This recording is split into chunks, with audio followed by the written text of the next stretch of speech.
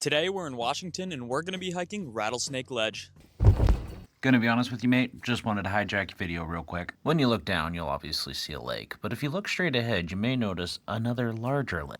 The drainage for that large lake that you see over there is the Cedar River, as it pops out right there and heads off towards, well, its present path. And when it gets to Selleck, where the hills have eyes, it then spreads out as it heads towards Maple Valley, Renton, and eventually into Lake Washington. So why do I annoy you with this video? Well, with the Cedar River running right here, Selleck, where the hills have eyes there, if we flip around and we look kind of the opposite direction again, we'll notice that there's another lake right there. This is the Eagle Gorge Reservoir, which is formed due to the Howard A. Hansen Dam and is on the Green River.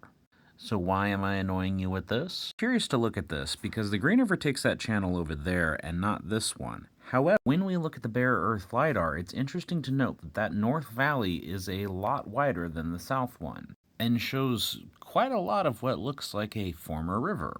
And this is because before the ice ages, the Green River actually flowed north into the Cedar River. Those glaciers came through, they basically plugged this spot right here, and the Green River was forced to find a different path right here through Eagle Gorge. That history of the Green and the Cedar flowing together has a really striking story when you look at the entire area on LiDAR. Between the combination of the Green and Cedar flowing together, as well as glacial runoff coming from those old glaciers, a lot of the little hills that you have to drive over when you're going through Maple Valley or Covington or Black Diamond, so on and so forth, are ancient rivers.